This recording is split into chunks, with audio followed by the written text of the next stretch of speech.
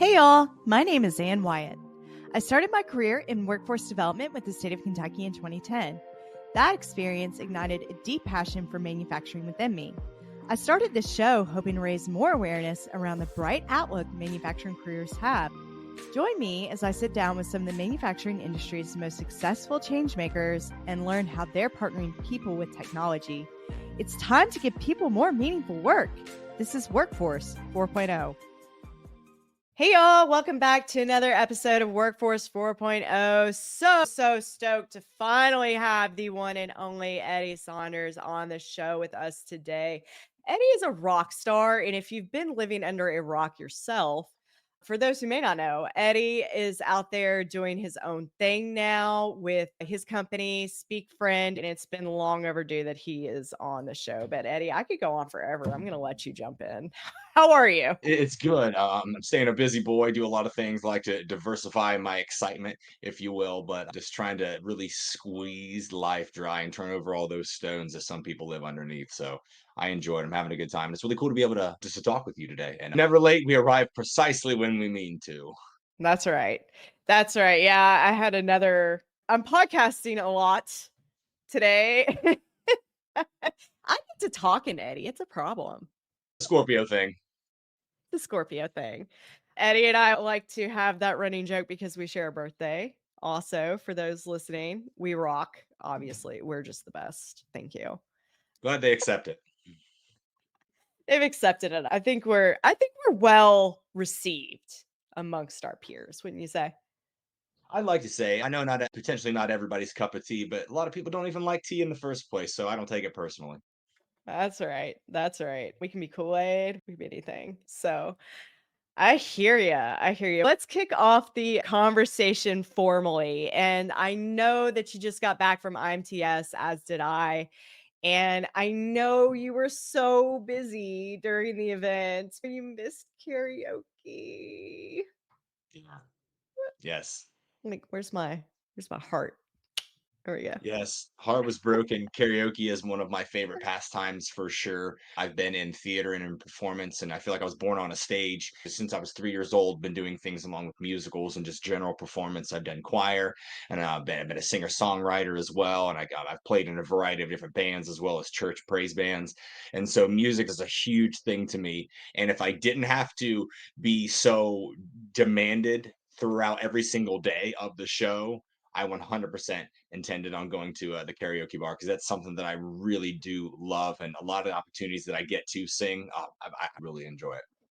Same, yeah. And this is news. I don't think that we've ever really talked about theater or anything like that, but this just goes back to show you, I think there's something to this birthday thing. So I played piano and guitar, and I was in a praise band, also a little rock band, all girls. It was cool. We were fun.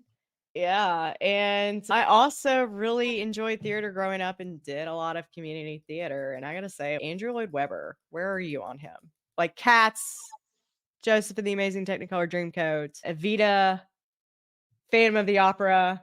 What do That's a you fan? solid list within itself, like a solid list. And as much as I love these larger productions, when seeing a show at your major theater in your big city, those are cool. I'll never forget being able to see, gosh, what was it? Gosh, there have been multiple shows. Wicked. Oh my goodness. I Oh my cried during Wicked. God, you Do saw not care. Wicked?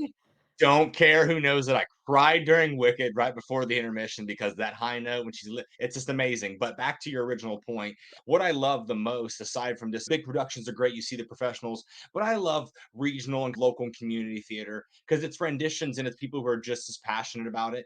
But my favorite above all is going watching like high schools perform shows because it was Oh, such a that's big fun. root of where I came from and big inspiration to honestly who I am today. I loved high school theater so much and really thrived and blossomed in that area. So I love going back, and every year when our local high school has the theater, and then multiple around the area, you will find my kids and I we're all around these shows, and it's great. I appreciate the effort that goes into it because I was on those stages for many years.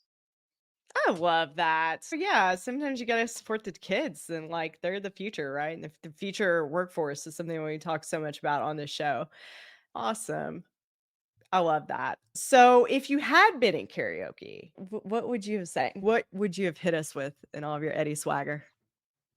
So depending on the list, because it does vary by the DJ that's there, but assuming that it's Chicago karaoke, your DJ, they're gonna have a little bit of everything. An easy one that's a real crowd pleaser that shows a lot of my vocal range and ability that can also be sung in repeat is Tennessee Whiskey by Chris Stapleton. That's a big one for sure. Nice. Depending on the type of bar that I'm in, if it's like a biker bar or something along those lines, and there's a rougher crowd, if you will, or it's later in the evening, Mustang Sally is a go-to. That's a big inspiration Nice. from my uncle, who I've watched perform that for years when I was a kid in his jazz band or his like blues band.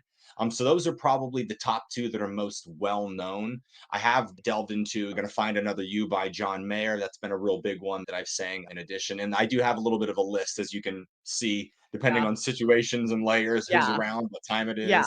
Yeah. Yeah. Same.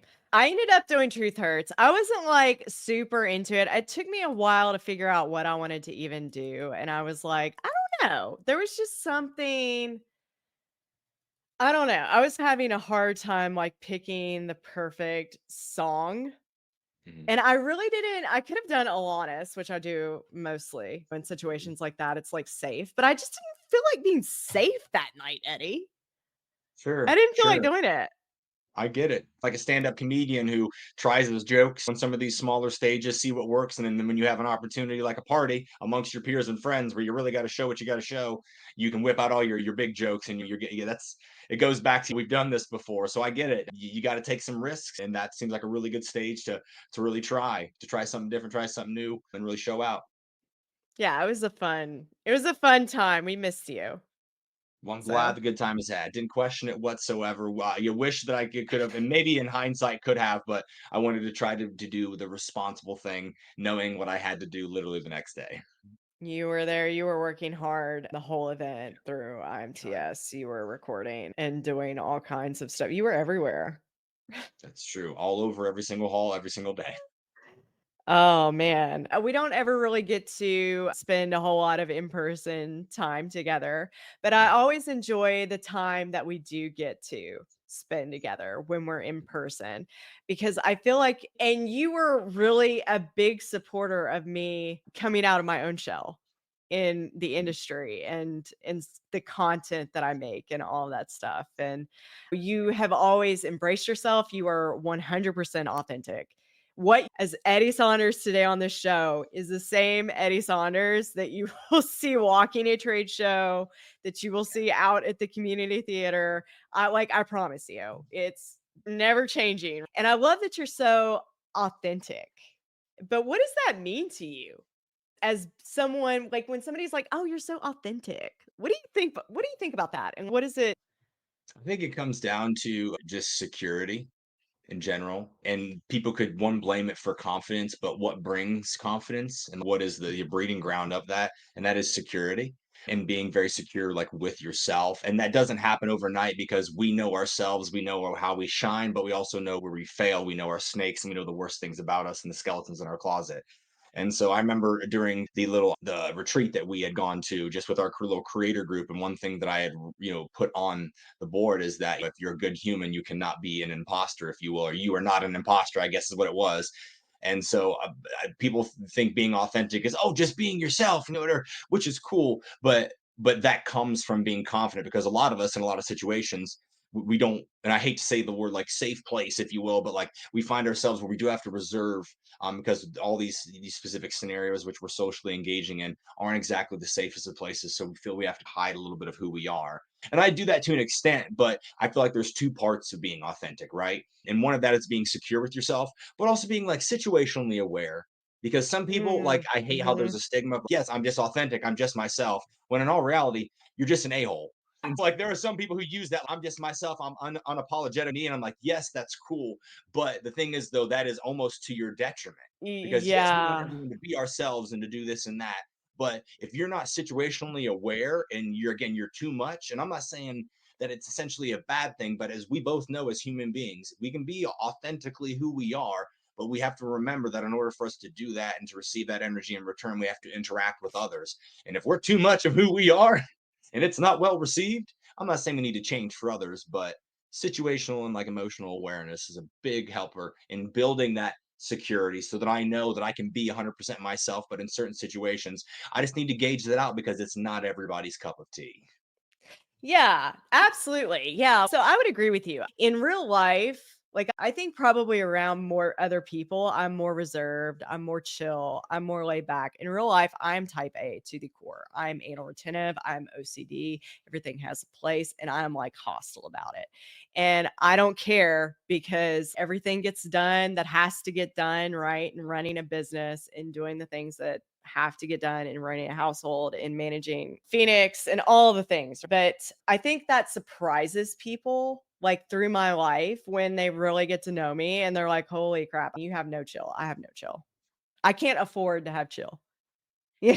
You I know? get it. I get it. It's we'll call it situational awareness.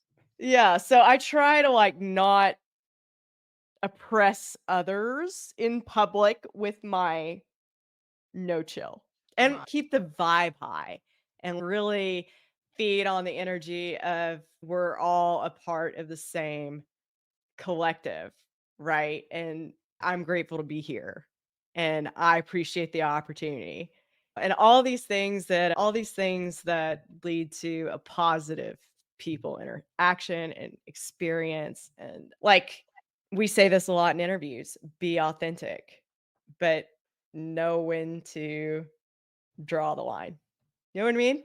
Yes, and I have surpassed the line many times. And I still do. I realize that sometimes every bit of who I am, even though we receive the affirmation that we receive, not that we seek it, some do, but nonetheless we receive it regardless. But I rely a lot on the outside world to provide me my gauge on what is too much. But I still do believe that it roots one in security, yeah, but then is very much powered and bolstered and elevated by just situational awareness and being empathetic to those around you. But I think you know what I love that you're out there doing and why I think how you're really setting yourself apart in manufacturing like the industry and influencing and the content that you make is that you're bringing that to light. And your manufacturing has always been a little bit stuffy, we'll say, with the way that we are expected to interact from a business perspective or even like the branding or whatever. And I really think that you're out there pushing that line of we have to, as an industry, start accepting like people in their authentic selves. And we in turn have to be authentic to the people that we're working with. No, I I think you agree. you kill that. You nail that. Well, I appreciate that. I've tried to be a lot of people in my life, and as an actor, I've had the opportunity to even act like other people and characters in my life. And through lots of chipping away at who I am as a person, because I have made it a mission to really optimize myself in a lot of ways for mainly my own. Like my own benefit, and just because I can only really look out for me, I've got my kids and my family, but I can only optimize myself to the level in which I need to. And so it's a big driver. It's a big driver, and so I think that it does bring a little bit of empowerment there, but still it remains the same. And if I get to focus on just leaning into who I organically am, I don't really have to nearly modify as much, and I can just make little micro adjustments, remain situationally aware, be empathetic, because that's really the superpower and the engine of who I am. And that's brought me way more blessings in life than anything else. So as long as I continue to use that as a North Star, as I've adjusted over all these years, I'm going to continue doing what works and leading with empathy in a variety of circumstances across the board, business, life, whatever it may be. That fuel is still burning bright, so I'm going to continue to burn that till the light turns off. I love it. What else can you do? Just keep going. So I've tried lots of other alternatives, but knowing that, I just like to think I've got a pretty good system of how to continue to optimize myself and continue to challenge myself. I don't have everything figured out, but I'm pretty confident in those regards. And so I don't require others to challenge me because I'm continuously doing that for myself, which therefore makes the other challenges and adversity that I'm faced with a lot easier because I've calloused and prepared myself for such things. Because that's really what life is continued adversity, and then we die. I'm not trying to be doom and gloom, but everything else in between is an accessory. You got a point there. And I think Yeah, I think like industry and business is very comparable to life, right? And do you think that we're doing a better job of embracing the authenticity of others in manufacturing than we were? I think there are lots of really good examples that are forcing individuals to recognize the value of it. And for those who don't understand it, are watching it happen. And like those who do get it are the ones being noticed. And like my clients are specific examples of that because we're applying things that are working in a lot of other industries, which are humanizing a lot of your efforts. And so people who are able to be their authentic selves are being featured and put in the forefront and gaining much more traction and much more reach frequency. And there's even data behind how much more well received some of this content is when the human beings are led, and sometimes even not even the most, some very unorthodox, I should say, human beings who you typically wouldn't think should be brand led, but they are. And it's wonderful to be able to see that happen. And everyone says people they transact with and connect with people they know and trust. And we forgot that message when people just wanted to be brand promotion heavy, which I'm saying there's a component to that conversation. But when you put the right human beings and they are authentically being themselves, but while also properly positioning the brand, like that can happen organically if done correctly. And it's just interesting the amount of effort that's not being put into that. So to come back to answer your question, I do think it is being recognized and it's almost a prerequisite for someone to be content and to want to actually outwardly promote the businesses that they work for, and they're becoming great proponents for it. It's cool to watch. It is really cool to watch. It has really evolved from 10 years. I'm sure people that have been doing this longer than us and like, wow, the industry's really changed. And they would have more insight into it. But Mhm. last 10 years, it's really evolved from my own perspective. So when you're working with your companies and you're like borrowing other ideas or maybe approaches from other industries, which industries are you looking at? Is there a specific one? I really pay attention to not necessarily industries per se, but B2C brands. Nice. And so individuals who are directly hitting consumers, because they're going to market in a different way because they I understand do. they're primarily hitting their audience from that 5 to 9 slot, and that's a figurative time slot, but everyone thinks about your 9 to 5 and they forget about the 5 to 9. And so if we go back to the roots of sales, and that's getting human beings to make decisions, in order for us to do that and to properly position ourselves as an option, so when they are ready, they know that brand we are representing is the at least first option or second option that they think about. It just better puts them in the position. So we're seeing a big shift of people who are just trying to get mass amounts of lead counts for their salespeople just to drive them into a sales funnel. We're taking almost just a small step back figuratively and creating high intent hand raisers. And you do that through speaking to the human first. And that's also why this human led content is receiving objectively across the board better performance, again, across the board, specifically because we're catering it to the human beings that are actually receiving it and not just trying to give them information using the I perspective, which is not this I, it's the letter I. Like, I think this, I feel this, I talk this way, I communicate like this. We're turning it into how are they receiving it? How are they communicating, in reverse engineering with intention? That's genius. And so many people don't get it because Yeah. I've had that same concept for a while. When is the last time you got on the gram and looked at machinery solutions?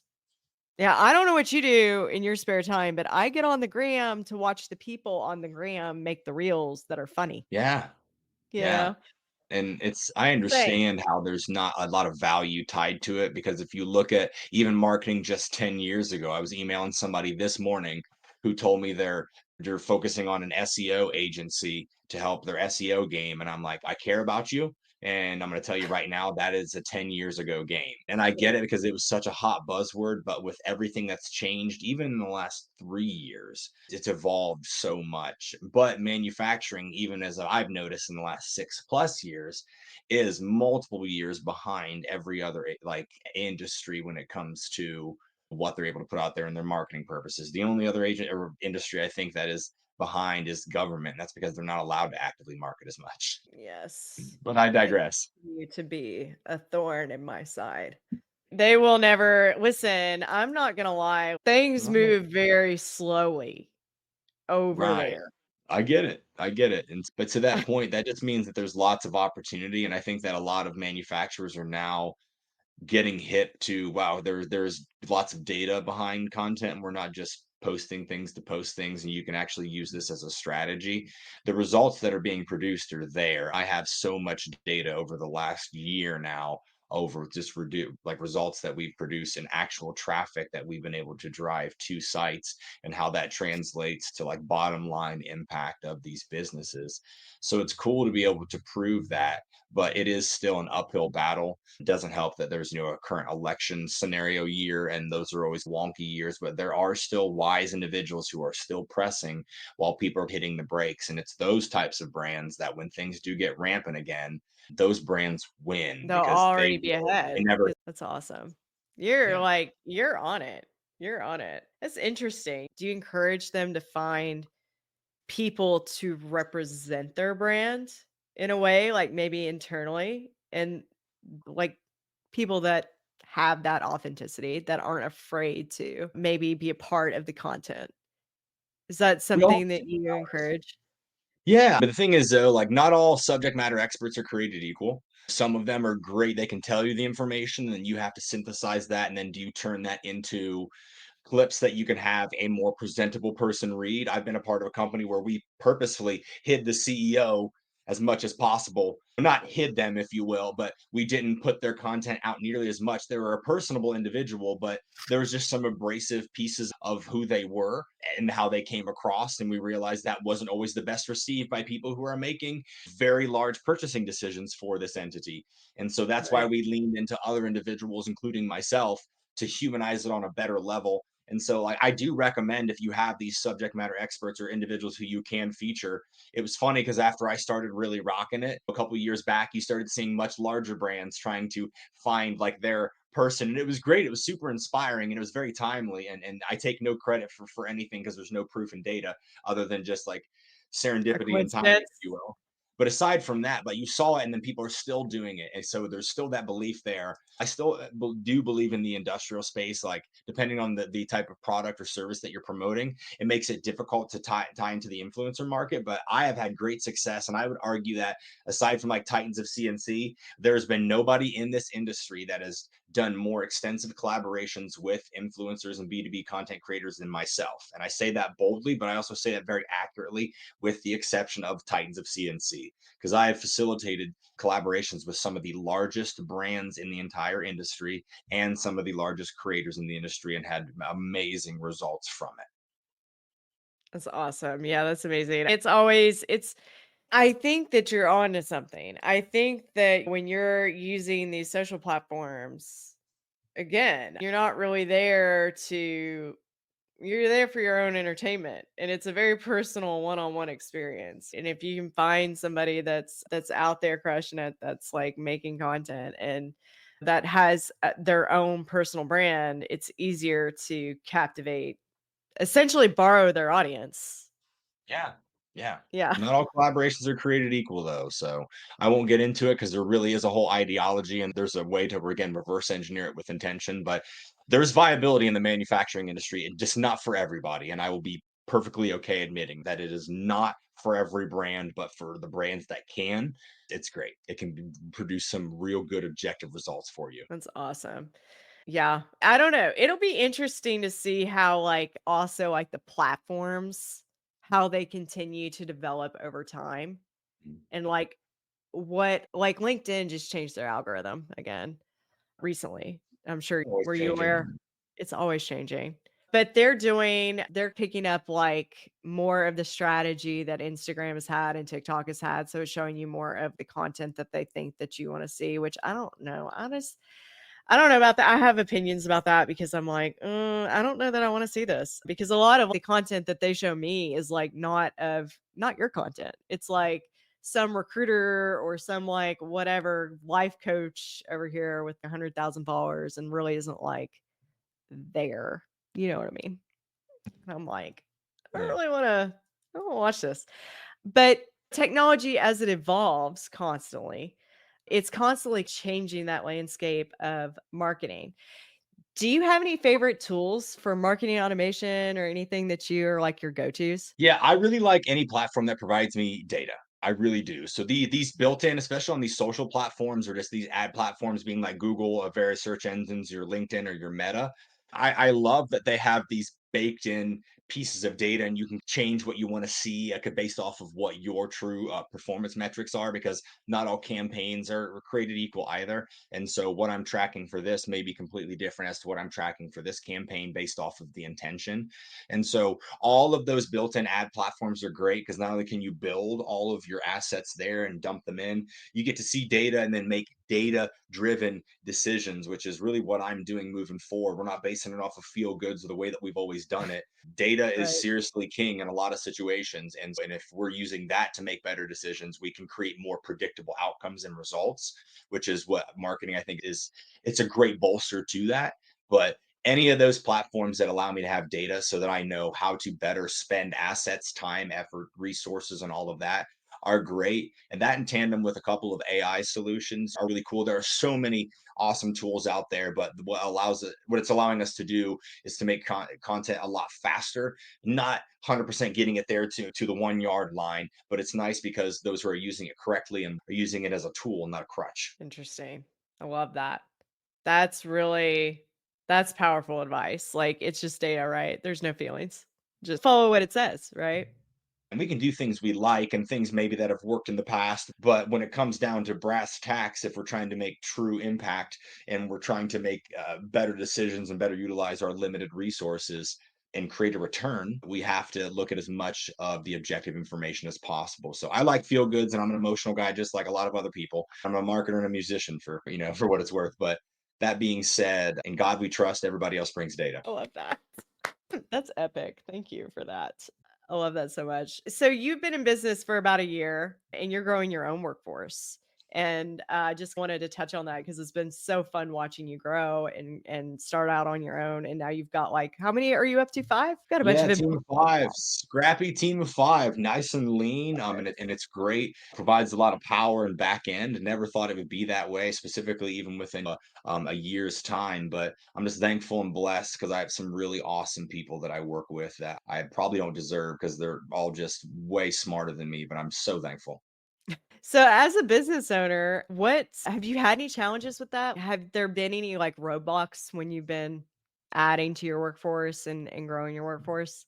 Totally, but I've Yeah. learned from by osmosis, I should say, after working so closely with so many small to medium to large size business owners and C-suite leaders over the last 14, 15 years of my life, I've just learned a lot. And instead of going in and hiring full time for a role that I thought was convenient because I know the ebbs and flows of businesses and things along those lines, being able to try with other specific services with freelance work and really gauging. And that's something I'm really proud because I didn't want to jump into. So I'm going to bring this person on because I'm taking a huge commitment to them and they're committing to me. And there's also financial risk to that. And so as a startup, I Mm, have to be really scrappy in making sure that when I do invest resources into a human being or a process or a system or a technology, that it either has client impact or direct business impact. So I've seen a mhm. lot of individuals just add people because they like them. And if I would have Uh-huh. added someone to my business because I liked them, I'd have a million people working for me right now. And bank Exactly. So that's been the fine line because there are plenty of people who I know would absolutely crush it working with myself and my clients. But I wanted it to be very intentional, but also not having to bring anybody on a full time basis so I can surround myself with other ambitious creators is something that I think has been a hack that works really well for me. And I know it's not for everybody, but it's been a little bit of a hack because I can still get some really intentional time with some really talented people. And then also they can still feel connected and feel like they're still a part of something. And it's my job just to keep them empowered and to keep them just to be empathetic to them and to keep them just so they can stay in their lanes of creative genius and Mm. allowing myself to extract that respectfully and then provide value back to them. That's the game. I love that. You do so well at that too. You have always been so supportive of me, and I appreciate that so much. And really, again, coax me out of my shell a little bit. You're excelling at empowerment, so appreciate you. Thanks. No And worries at all. yeah. I know that you are super busy with everything, but before we drop today, I got to know, like, for those listening out in the audience, how can we get a hold of you? Heck yeah. I have, you can find me on Facebook, Eddie Saunders Jr. You can find me on Instagram at Eddie the Announcer, where you can see all of my professional combat sports announcing antics, which is a good time. Check it out. It's great for your timeline It if you is need a good. break and some exciting stuff. But then professionally, aside from that, when it comes to anything Speak Friend, I'm very easy to find on LinkedIn at Eddie Saunders Jr. Or feel free to visit my website. Got a very condensed, really cool, user friendly, very visually appealing website at speakfriend.io. Oh, that's speakfriend.io. Hey, and if you're looking to chat, you can actually connect with me. It takes less than 30 seconds to book something on my link right through my website. Awesome. I love that so much. Eddie, it's always so fun talking to you. I just have the best Yeah, time.